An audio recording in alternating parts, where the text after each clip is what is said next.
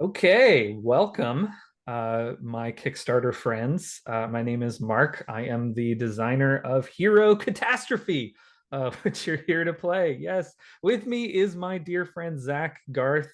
Zack, thank you so much for playing this game with us. Zack is a fellow game designer, incredible podcaster, and becoming a dear friend of mine. Inspired me to get involved in this world. So I'm very excited to play. It's like playing with your hero in the mind of so many years of listening to your podcast. So thank you for being here. Yeah, thank Um, you for inviting me. yeah. This game is brand new, as you know.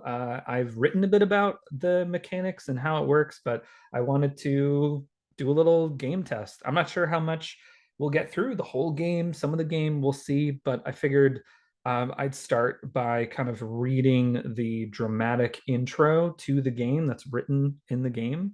And then after that, we will kind of launch into character creation, creating the other character in the game called the Wild, which is what we interact with. And then we'll see where our characters end up by the end of this story. So to start, I'm actually going to share my screen and show this just because I like to share it since I'm reading it anyway. So you don't have to think that I'm not reading it. And this, I do intend you to start this way. Like you're gathered your friends around, you got your chips, you got your beer, or whatever you're drinking this evening. You sat at the table with this weird, wild new game, and someone reads, "Listen up, heroes. Remember, you are your classic epic hero party. You're lousy with magic weapons. You're buckling with treasure. Songs of lore and plunder echoing down your great halls. Suddenly, stripped, cast into a wilderness that you cannot escape. This is hero catastrophe. You are a hero. You have a heroic silhouette. You have a weapon. You don't have much else. You have each other, I guess. You're lost in a magical wilderness which will not let you leave. No teleportation spell is strong enough. No navigating or pleading with your gods will do. You are stuck, and everything is going to hell. Nature is erupting. Magic rends the fabric of reality whenever it damn well pleases. What do you do? What does your party do? How long do you last? What is your fate? So that is the intro to this game that I just wanted to share.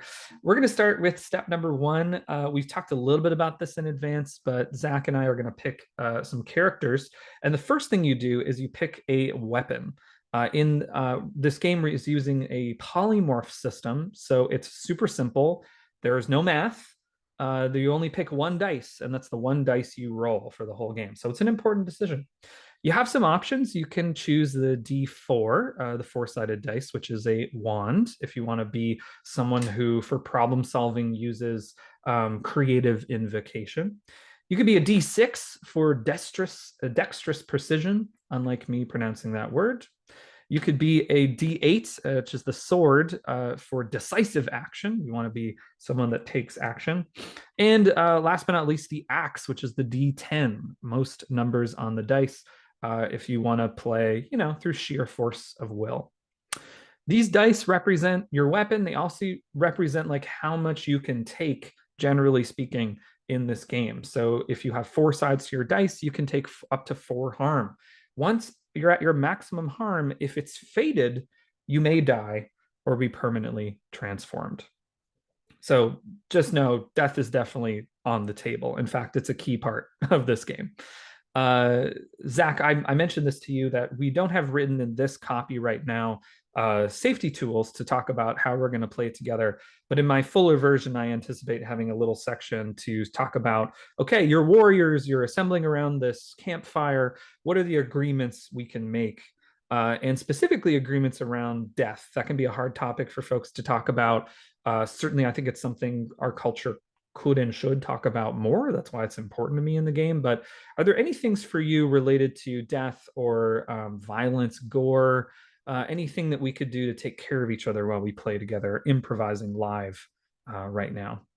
I don't think anything that's likely to come up. My two big things with death are, and I think they're pretty common, are always like no kids, Mm-hmm. no animals. Mm-hmm. And monsters are okay.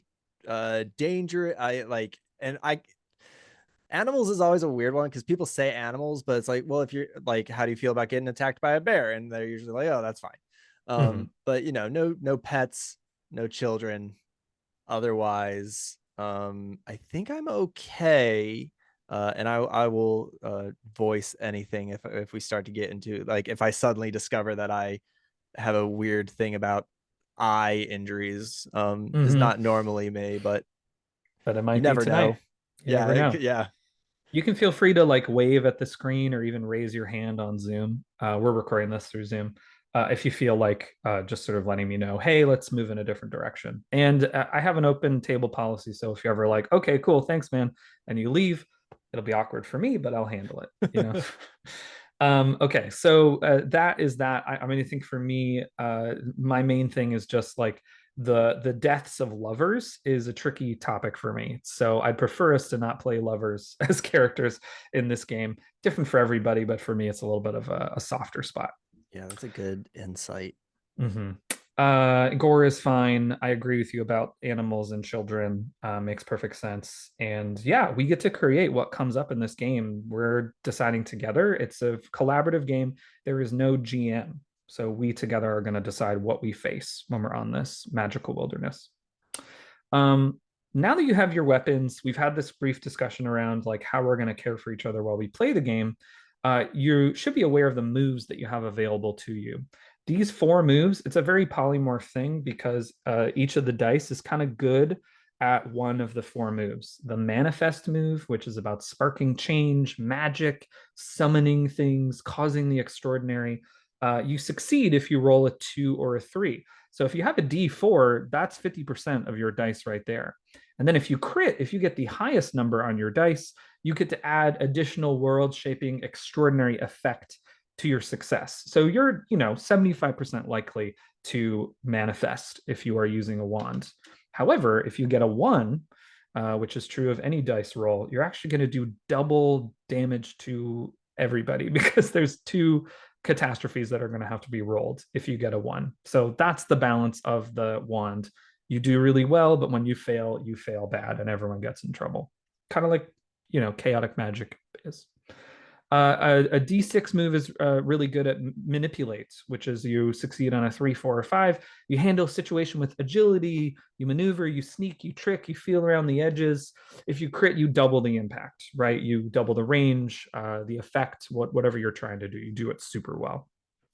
Master is more of the attack move. So if you're manipulating to dodge or weave or be kind of sleight of handy, Master is you're going to attack, advance, take charge, leap into action, take physical prowess over an opponent or foe. You could do that with magic. It doesn't have to just be physical. If you crit, you get to add heroic detail to your success. So kind of really bathe in the glory of your success. And then the last move is muster, and this is about gathering courage, pushing through, inspiring your friends, enduring hardship, something that you overcome through sheer force of will. And if you crit, you leave something or someone irrevocably changed. So this could be more social, right? We're going to inspire each other. We're going to try and draw each other to the best of ourselves, or it could be within yourself, trying to muster your strength to deal with the moment. So those are the four moves. Each of the dice is best at one of them, but you can do any move in this game. So anytime you want to do a move, you basically decide which bucket it fits into roughly, and then you roll and see if you succeed or if you fail. If you fail a roll, if you do not get the number listed on the move that you've declared you're going to do, we're going to add a token to our wild sheet. So let's go into talking about the wild, which is the other character in our game. Uh, the wild is essentially going to be in charge of telling us um, what's going on in this world. We're going to decide this in a little bit. We'll go back to it. But as we play, as we fail rolls, whether we just fail them by not getting the right number or we get a one, we're going to be adding tokens to this from the bottom up. And the more wild we have, the more cataclysms appear that we have to roll with and deal with. So it gets harder and harder as the game goes to handle all these cataclysms. There's also some additional things that the fully designed version will have, like things you can always do. So if you're ever lost, the wild can tell you what to try to essentially get you to the next moment of the story. So once you pick your dice, you have your weapon. Then you get to pick your heroic silhouette. Before we show that, Zach, have you picked your dice? Do you know which one you're going to be playing with today Yes, I'm going to take the D6 for the bow. for the bow? Okay. Yeah. Feels like a good middle option. I like a dexterous rogue hero or heroine. Mm-hmm. Okay. And you do, yeah, you're really good at manipulate rolls, and you certainly can hit manifest and master. Muster a little bit harder, but still possible for you. So a great kind of jack of all trades statistically option. I'm going to choose the wands. I'll choose the D4 just to kind of show off the wildness of this dice, and we'll see how we deal with that. But that's not the only thing. Obviously, that gives you a lot to play with, but you also have the uh, heroic silhouettes. This is my designed version. I can't wait to work with my illustrator and my graphic, layout folks. Ben and Vic, please help me because this is all just a big mess. But you can see you have different options to pick that are your classes, right? Kind of like D&D. You have the rogue, as you mentioned. You have the warrior, the druid, the mage, and the bard. Each of these has their own special way that they gain luck points. So if you're thinking to yourself, wow, it's kind of harsh. I could just fail a roll and then what? I get attacked by a bear or something? Well, yes, but if you have luck points, you can use them to turn a failure into a success. And you describe how do you get lucky to avoid calamity in this moment? Different silhouettes start with different number of luck points. So over here, the rogue starts with 2, the druid starts with 3, mage 2, bard 1. The warrior doesn't start with any luck points, but they gain luck points if they crit on either a master or a muster roll. So they can have two ways that they can gain luck points. All the different silhouettes do different things. I'm not going to spend a time going through all of them, but Zach, was anything drawing your eye? You're like, ooh, I want to try to play this kind of character. I think I want to be a warrior. Okay, I cool. think I want to be a bow wielding warrior. Yeah. Great. So every time you crit, so you get a 6 on a master, you get a luck point. Every time you crit on a muster, so you're, doing a move that's harder for you with the D6. But if you crit with a 6, you get an extra luck point, and you don't start with any luck points. I'm similarly going to stick to more of a traditional character for this video, and I'm going to play a mage. So when I roll a chaos, which is the one, right, the bottom of my dice, uh, when I do a manifest roll, I get a luck point. So even though bad things happen, I get to be lucky in the future as a result, and I start with 2. I'm just using these random tokens I have from a different game. If you've ever played the game Dominion, which is like a deck building game, there's little tokens that come in it. So these are my luck points. You can track them however you want, additional dice, little etches on a piece of paper, whatever you want to do. So we have our characters.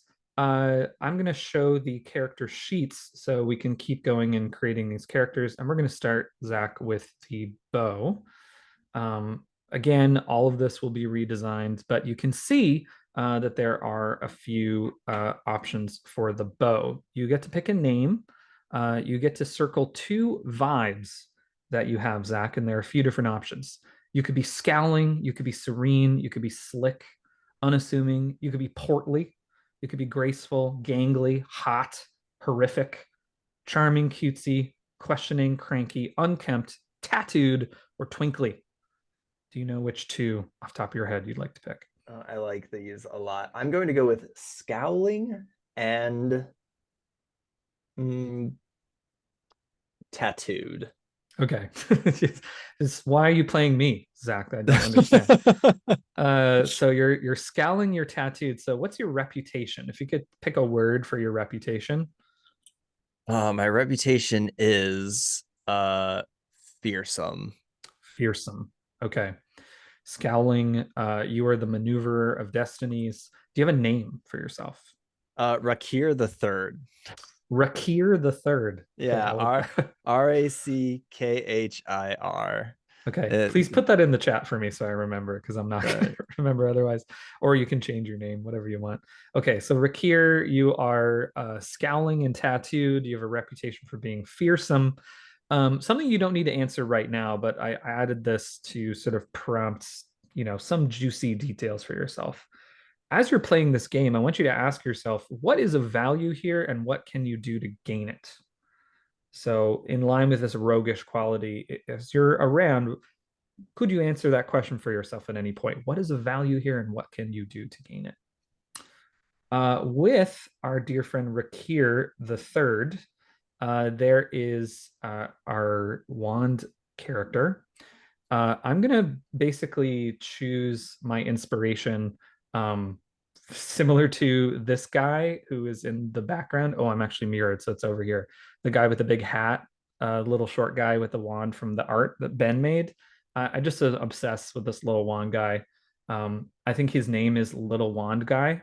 So just so you know, that's his name. I love him. Uh, he does look, um, man, there's so many great options here. Slender, sleek, slutty, nervous, haughty, lackadaisical, naive, necromantic, nerdy, nightmarish, observant, omnipresent, unbothered, himbo, merry, and mercurial. He's going to be unbothered. Uh, Love the adjective of himbo. mhm. Love that. Yeah, I guess he's going to be an unbothered himbo then, because you like it. Even though he's this tiny little guy, he's a tiny little himbo guy. Tiny little himbo. Hey man, I love magic. I think his domain of magic is going to be lightning and thunder and kind of storm based. Mm. Well, again, inspired by the artwork behind me by my incredible illustrator Ben Fox. My prompt is: even though you can't manifest a way home, what's one way your domain of magic resonates with the wild? So, what do I see reflected in the wild in my magic? Will be something that we'll figure out as we play. So this is what the character sheets sort of look like. Again, I'm going to be redesigning this with help from many people. I'm going to add those silhouettes as options to these character sheets. So you'll be able to see all in one place the silhouette you chose, the dice you chose, the moves you have, because you see these 4 moves in the middle. You see what the chaos is, and you see what your crit is. Now we're going to go back to the wild, because now that we've made our characters, we need to make the wild. So there are 3 decisions we make first, which are about the main terrains that are in this wild.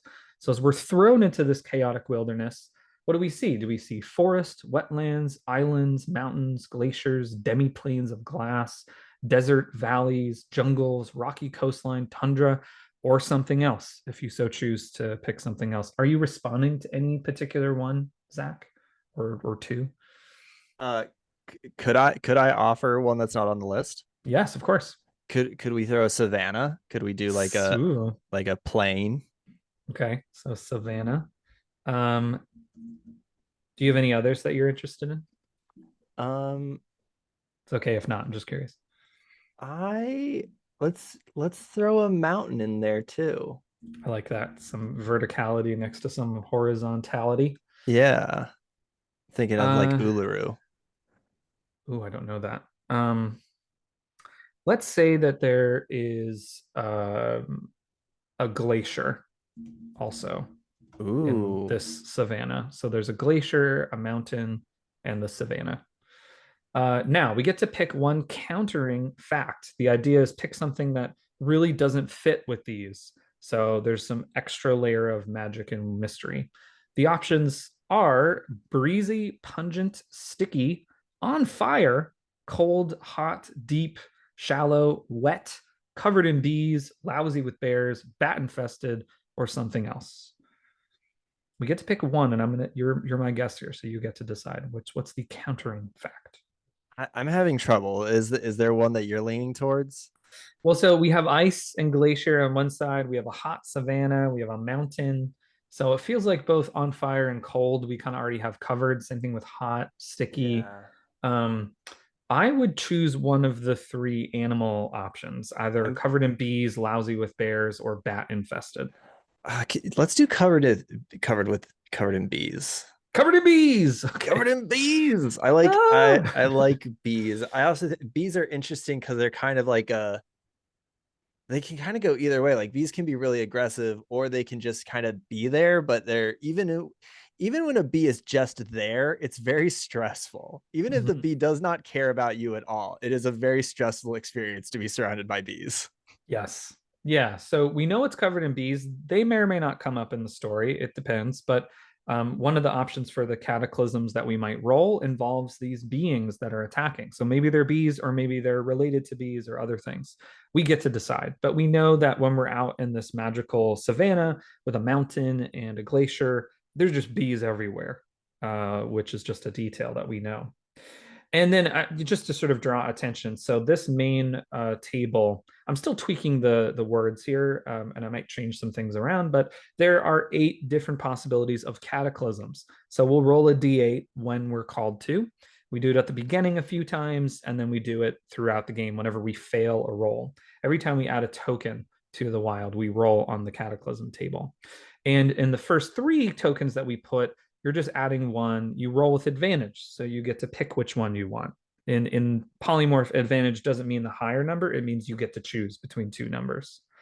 And then disadvantage is just you pick the lower one because the lower option tends to be either a failure or a more difficult cataclysm. And then as you go up, then it gets harder. You have to roll harm. Things just get harder and harder. And if we get there, we'll go through it. The only time you can heal is when you get to a cataclysm number 8, which is that there's a momentary pause.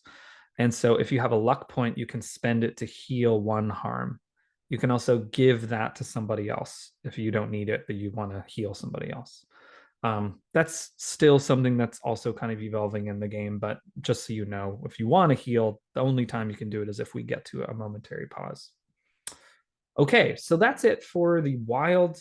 I think it's time to do the very first roll of the game, which, Zach, that's going to be to determine whether you live or die. Yes, speaking What a of way to death, start. Yeah. yeah, we're going to do death saving throws first. We'll talk at the end about why, but this is secret. Don't tell me what you roll. You're only rolling once, and you want to remember that number. So write it down somewhere, whatever it is. In the character sheet, there's a little box for you to write your fate number.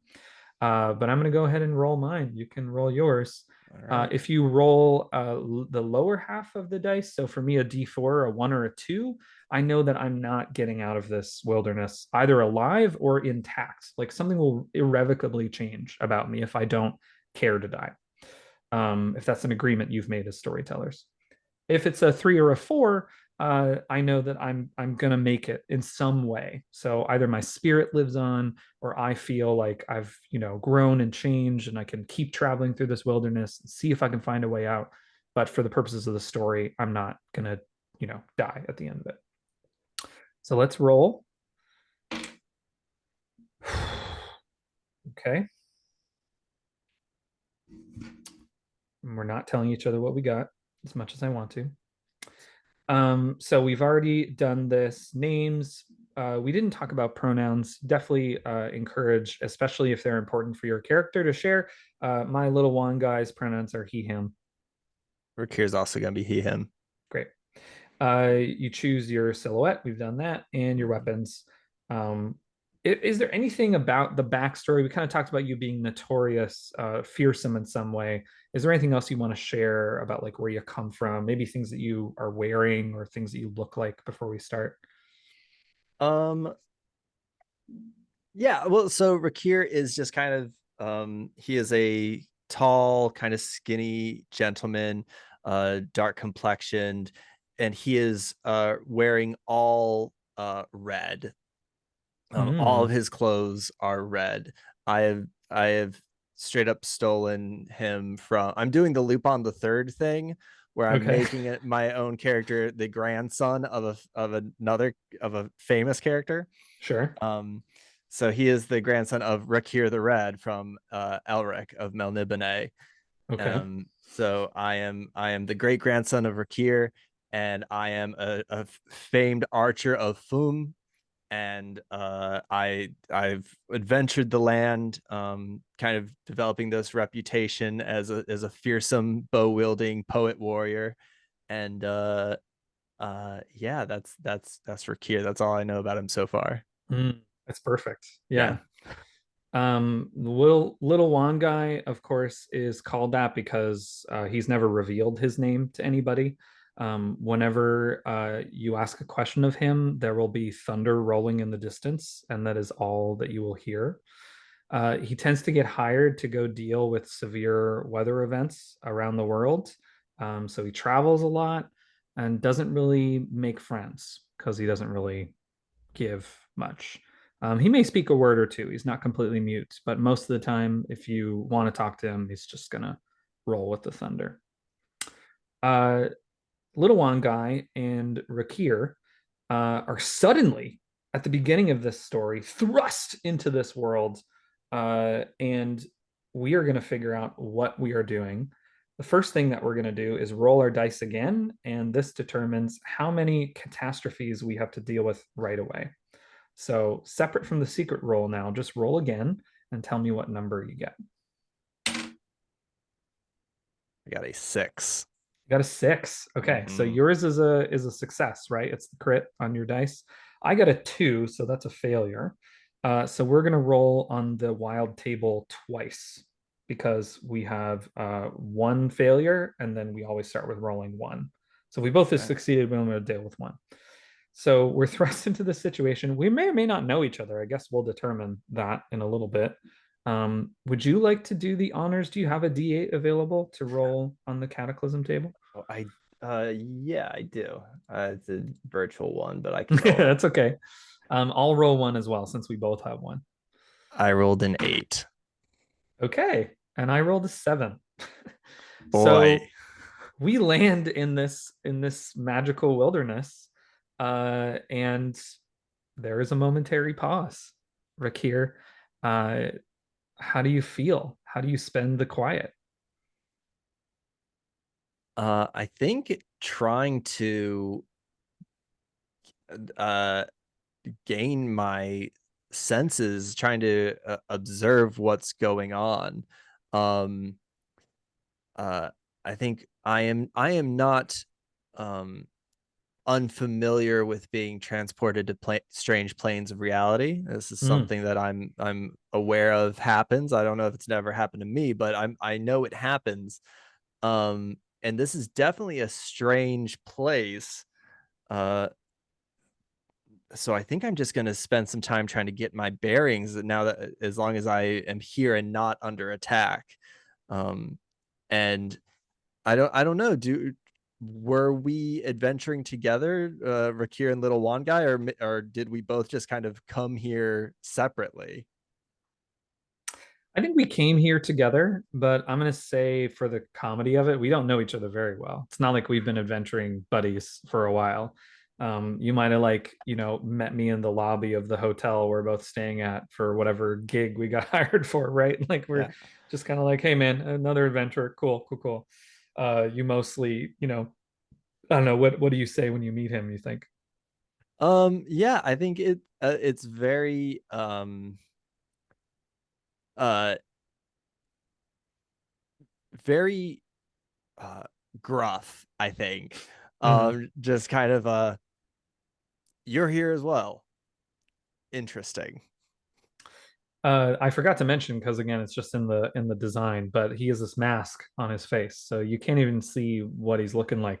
But you see the mask like slowly dip and nod, and then you just hear the distant echo of thunder. Huh. Your weather powers work here as well. That is valuable information. Do you know where we are? Just shakes his head very Frustrating. slowly, nods his head at that. Hmm. Uh, he's looking into his bag, and he sees the second cataclysm that unfolded for us was our food supply diminishes. So actually, we can't heal. Whatever happens, we can't heal until we find a new source of food. So he's Hmm. looking inside, and he kind of shows you the bag and is kind of pointing at it. And you hear thunder that sounds like the gurgling of stomach. Ah, yes. I don't know what that would sound like. Provisions must be acquired if we are going to solve the mystery of where we are and how to return home. Your magic can't Can't whisk us away on a lightning bolt, perhaps? Kind of shrugs. I guess he'll try to roll manifest to see if he can summon a lightning bolt to take us to another place.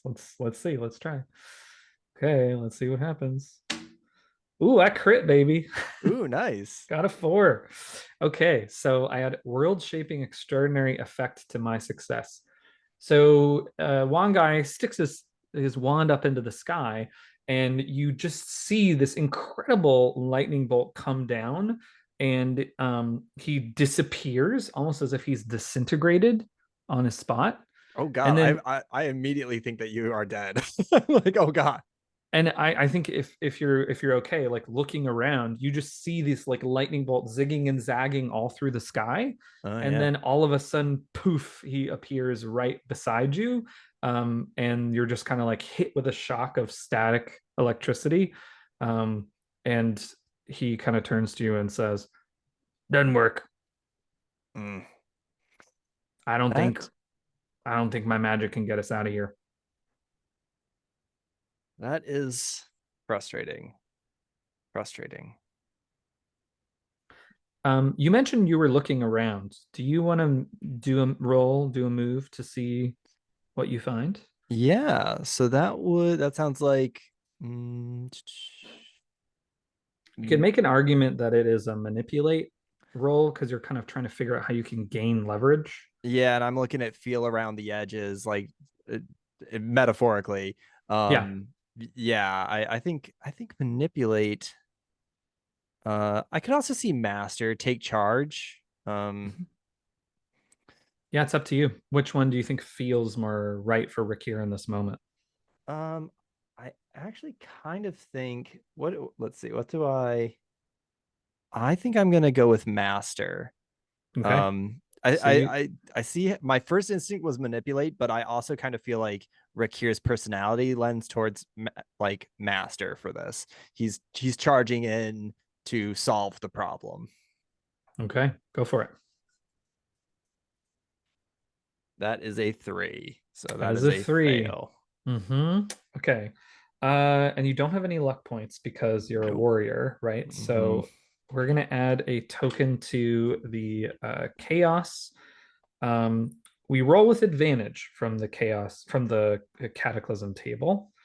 So let me jump back to that, and then you want to digitally roll one time on the cataclysm table. Yeah. A 4. A 4. Okay. This says something unexpected happens. Describe the unexpected and how it informs everyone's fate. Choose to roll harm or roll with disadvantage until your next chaos roll. So you get to choose this for yourself. Interesting. So something unexpected happens. Where were you imagining that we ended up? Because with this wilderness that we found ourselves, it has a savanna, a mountain, and a glacier. Mhm. Did you picture us in any particular place when we first arrived? I was thinking in the savannah, I like was as just well, in yeah. these tall grass, and like there's bees humming around, and you can see on one side the big glacier just sort of weirdly there, even though it's so hot, and the other side is this big Kilimanjaro vibey mountain. Does that jive with you? Yeah, for sure.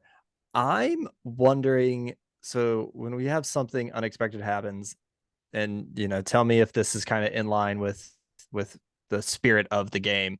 I'm Yeah. wondering if the glacier starts to move, um starts to advance. Have you ever seen Fire and Ice, the was that 70s or an 80s movie? Have you ever seen Fire and No. Ice?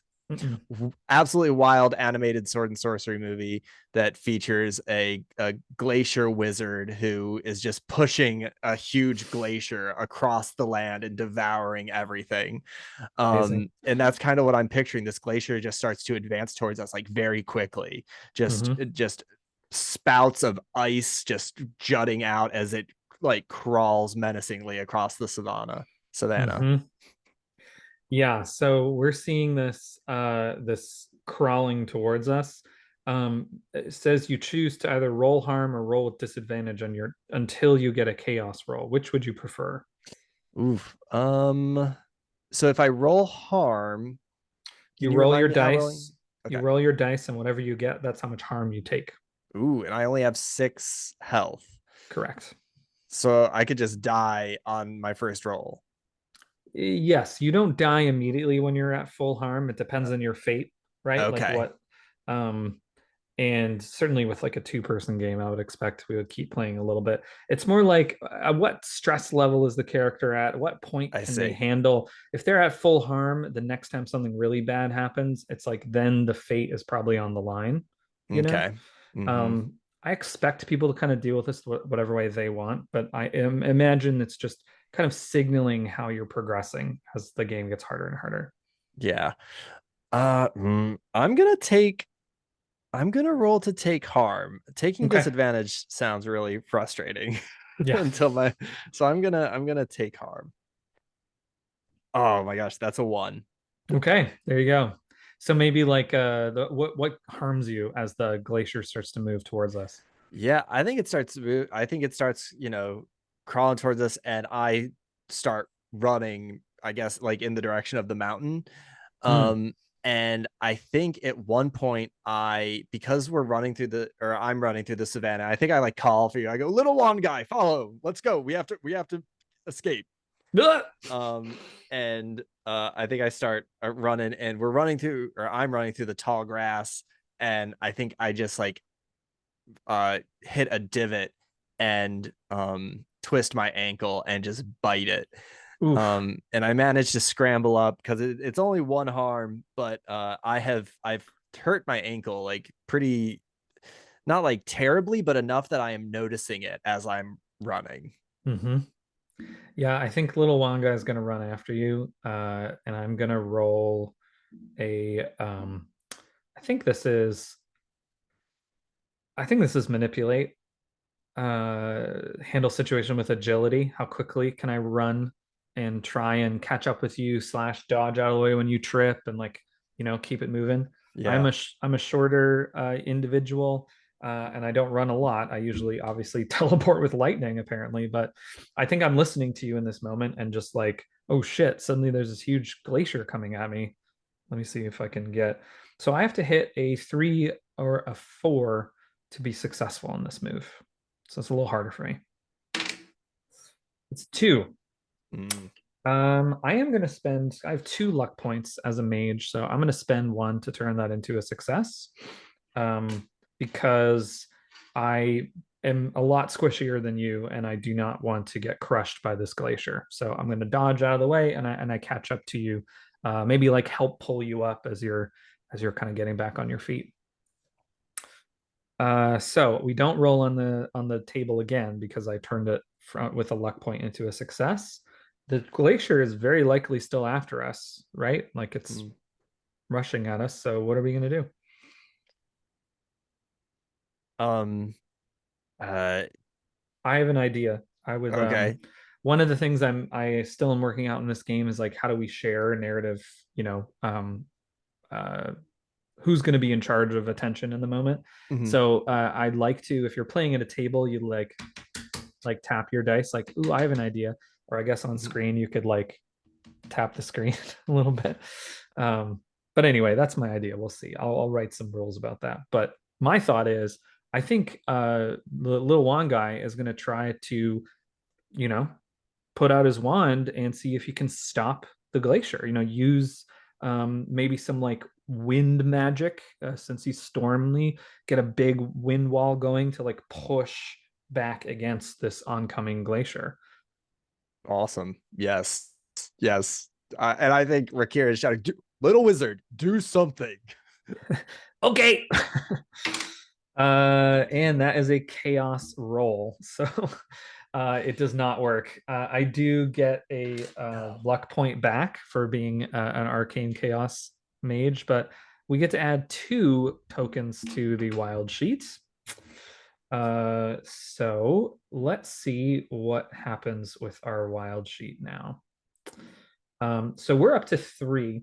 So we're at the last one where we roll with advantage from the Cataclysm table. Do you want to roll or do you want me to roll since I was the one that got us in trouble? Yeah, I think yeah, you should definitely roll.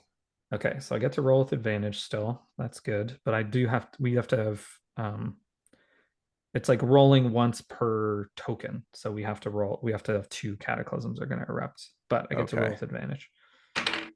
So that's another four, and that's a seven. Um, so probably because we still have an empty food supply, unless you think you also have food that is going to get magically disappeared. I Mm, would probably pick the unexpected thing yeah. because then we can decide what that is. And then a one is death appears, but a two Uh-oh. is the wild becomes unbearable. Seek shelter. Next move each has disadvantage. I'm going to choose that one. Okay. Okay. So I picked four and two. I think the unexpected thing that happens is that the volcano or the mountain behind us that we're running towards in the glacier is actually a volcano and erupts in this Oh my moment. gosh. I Um, hate this place. yeah, it's not fun. I think that I think that like the flame erupts and it almost erupts in like a weird shape, like a sort of like bat winged Mm, shape. So it's not necessarily fully natural. There's like some weird magic involved in this. All the bees are starting to buzz and get agitated and kind of like dance up and down in these weird moves. I also am gonna roll harm because I'm gonna have disadvantage anyway with the other one. So let's see how much this like ash and molten rock spraying in our faces does. Ooh, okay. Well, that's three harm. So that's not good. I only have one oh no. left. And then it says the wild becomes unbearable, seek shelter. So clearly the wild becomes unbearable because there's glacier coming, ice coming towards us on one side, fire coming towards us on the other side. Yeah. Um, how do we seek shelter? We both have to roll our next move with disadvantage. Well, we are in a vast plain Mm-hmm. stuck between a volcano and a glacier.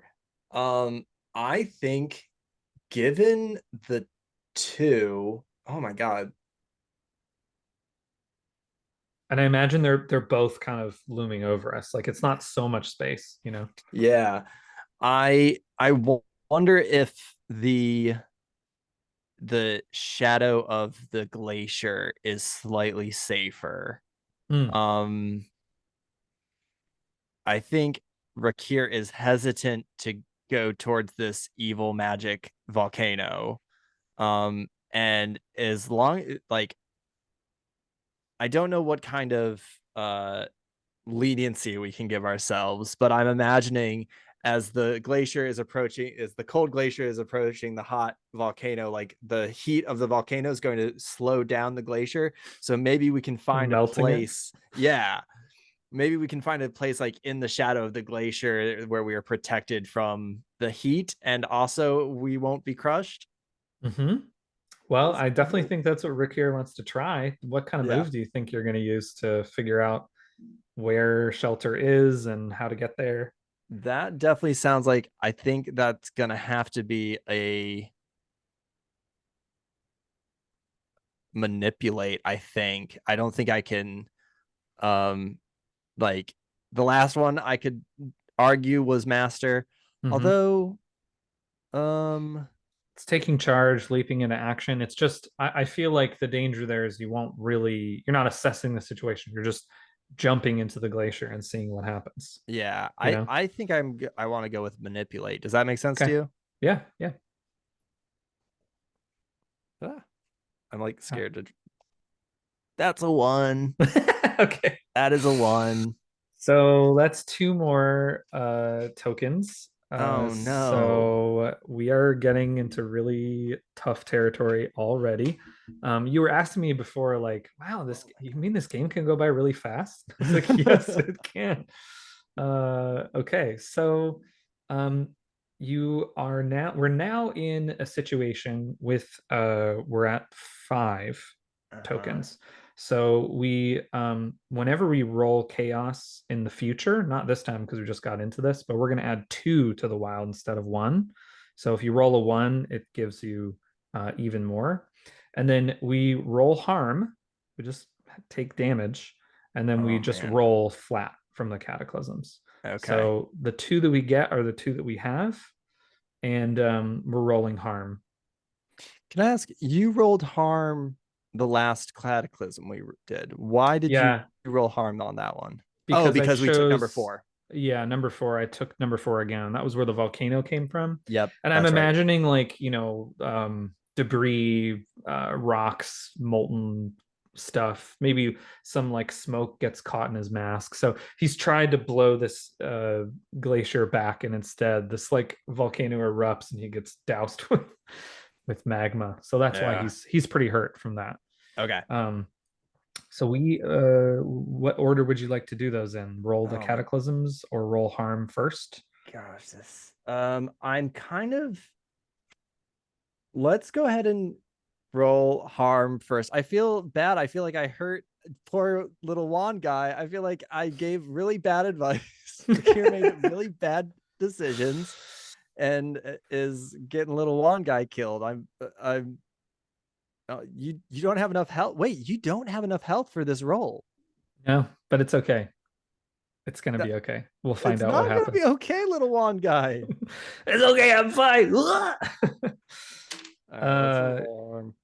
yeah, I mean I did crit, but I crit on harm, so I'm pretty Well, hurt. I rolled a 5, which also maxes out my Mm-hmm. harm. That takes me to max harm. So we're both in critical condition. Again, it doesn't mean necessarily that we're dying right in this moment. I think we want to find, it's like in the theater world, there's this term find an ending. And it's like a way to say, as you're improvising, okay, now we're at the point where we're going to work together to figure out how things go down. Mm-hmm. Um, we know our own fates, we don't know each other's fates. So some of the pleasure to me is just finding out what really happens. Um, we have a lot to work with, and we're also going to roll two additional cataclysms right now. So you decide Oh my when it's god. time. But we're both obviously in a really bad spot. We essentially teleported into this magical wilderness. A volcano erupted as a glacier started to move towards us, and now we're getting wiped out of the face of the earth, Yeah. potentially. Yeah. I definitely think Little Wan Guy is like a wave of magma fell on him as all this was happening, and it appears to Rakir like he's just gone, like he's just disappeared into this Mm. lava in this moment. Um, do you want to roll both cataclysms or just one? I'll just roll 1. Okay, I'll roll the other. Okay. I got an 8. Great. I got a seven, and we still had the rule from the seven the first time that we couldn't We heal can't until a heal. new food source is found. Um, so we need to find a new food source, and then we can take advantage of number eight. Okay. And it seems like because the seven is there twice now, it's like very, very needed. I'm gonna try and manifest some food. I'm gonna try and see if I can conjure. It's not really within my domain of magic, but maybe I can like use magnetic fields to like gather a bunch of bees together. We can just eat the bees or eat the honey that they make. I don't know. How does that sound? Just like That these, sounds good. But before we move into that, can we interpret 8 really quick? Because I yeah, think with this moment of calm, that's when you're going to be able to like try to yeah. manifest this. I think in my mind, what happened was like Rakir ran for the glacier, you ran for safety, and we Hmm. got hit with just another massive explosion. And we like very like Pompeii like. Um, I think I like you said, I saw you kind of get engulfed with flame. I was like completely picked up off the ground by this huge cloud of ash and just thrown. And when this hot cloud of ash like hit the glacier, everything kind of stopped. Mm. um and Rakir just kind of rises up from the thick coating of ash, just coughing out volcanic dust. um and I think like I've inhaled a lot of ash. I think like I'm beaten from being thrown around, um, and slowly getting up, and calling for you to find you as Hmm. we kind of get this eerie calm. Yeah, yeah, I definitely think after in this eerie calm, as you've been calling out, little one guy, you start to see this like mound of ash just kind of moving around. And it's like this orb, and little one guy suddenly like sort of whips and spins the orb up. So this wind magic that's been sort of protecting him a little bit, like whoosh, away the rest of the ash just kind of dissipates. And then he very slowly but surely starts to waddle his way towards you. And as he's doing that, you see him lifting his fingers up and kind of with this little static electricity is kind of calling these bees to him. And maybe he's kind of like whispering to them, can I have your honey? Can I have your honey? And there's this like slow, again, just through all this wind magic, this retrieval of honey as these two elemental forces are kind of paused for a moment, gathers up these little bits of honey in his hands. And so then he kind of like lifts up and goes to you. And let's see if this magic actually works. So we can get some food and some healing. No, I'm no. I'm gonna spend one of my luck points to turn that into a success. Because that was a one, y'all. Oh That would have been no. very bad. Yeah. Um, he's freaking amazing at magic, but I guess and I do get a luck point because it was a one anyway, so it's just trading one for one. So he Mm. does this. He lifts up. He ends up on the glacier where you are, and just kind of like has formed this honey into this like little bar of honey and like hands it to you. Yeah, I take it and sit down and this is deep exhale. Thank you, small friend. And I take a bite. And if you only made one, I definitely like as I take a bite of this bar of honey, I pass it back to you. And he just holds his hands up and just points to his mask. It's like Are you certain, little friend? just nods. Very well. I'm gonna eat it. And it's very good. It's maybe the best honey I've ever tasted. And I savor it as it might also be the last honey I ever taste. Hmm.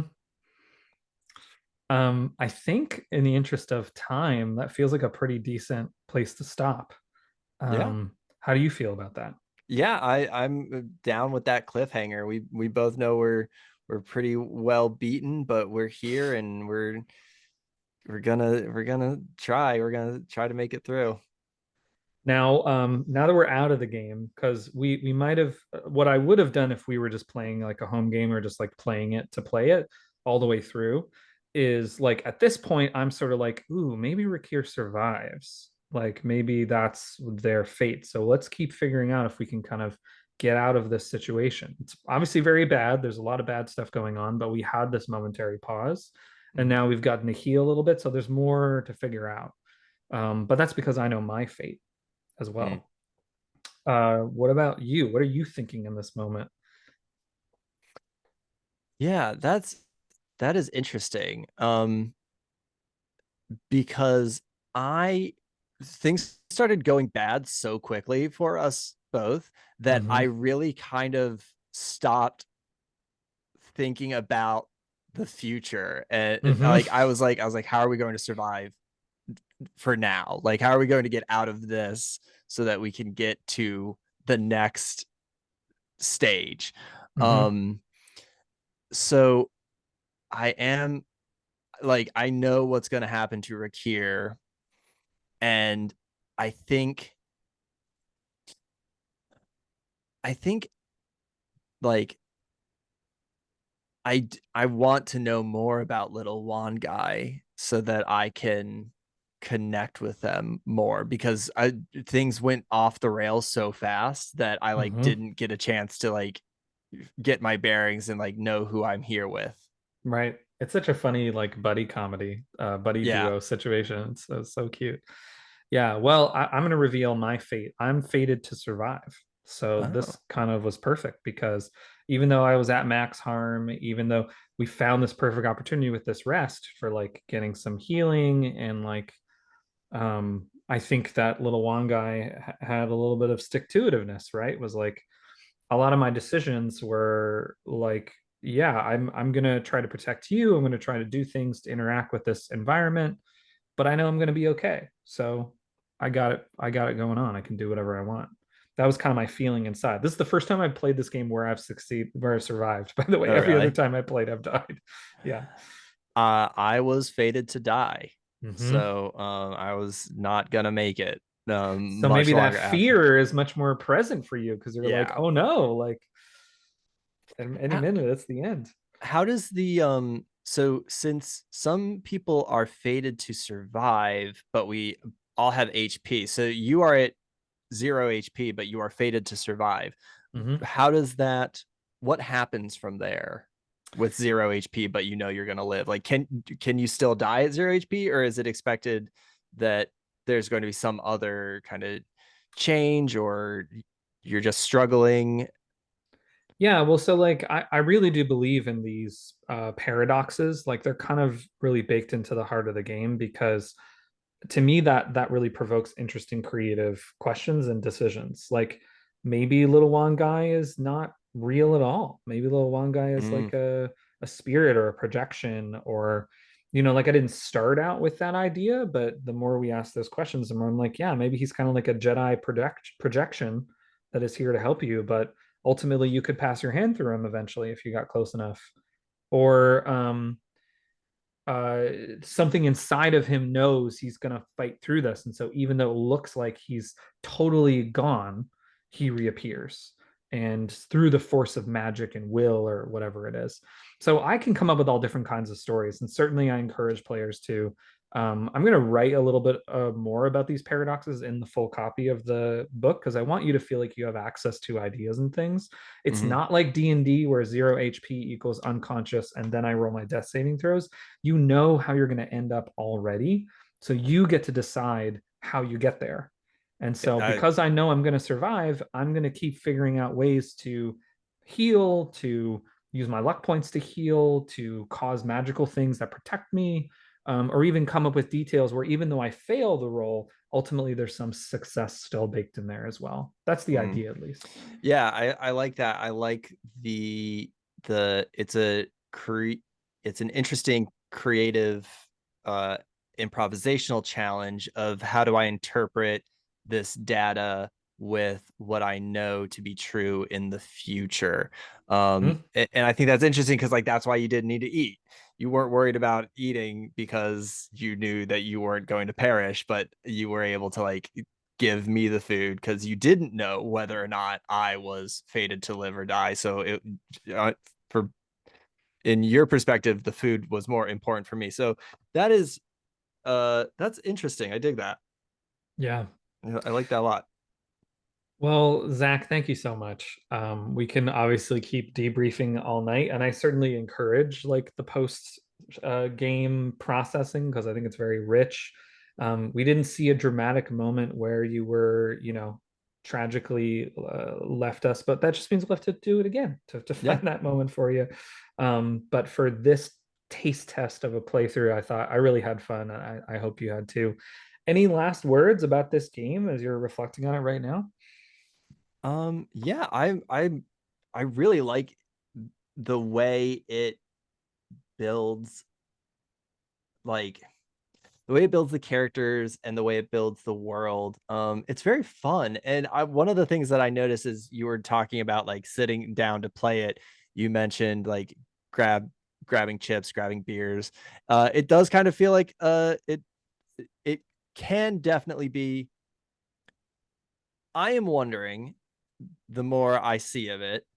Um, what is interesting to me is that it feels like it could equally play as a very silly beer and pretzels game or a pretty like a pretty thoughtful game about coming to terms with your future Yeah. um depending on how you and your group want to approach it. And I think that's very cool.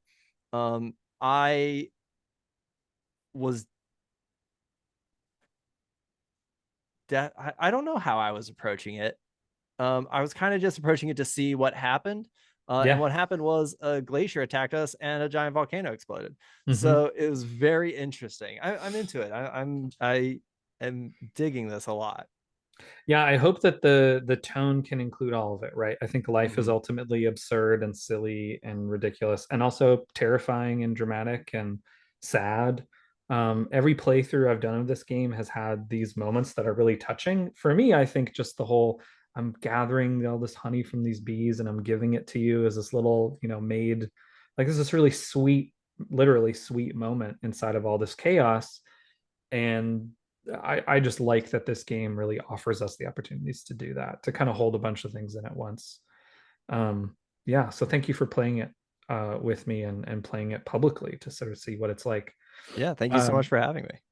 I'm going to transition to the end of this video. I just want to say thank you for watching. If you were a backer of Hero Catastrophe, oh man, thank you so frickin' much. You are making my dreams come true, as well as I'm sure many other folks' dreams come true.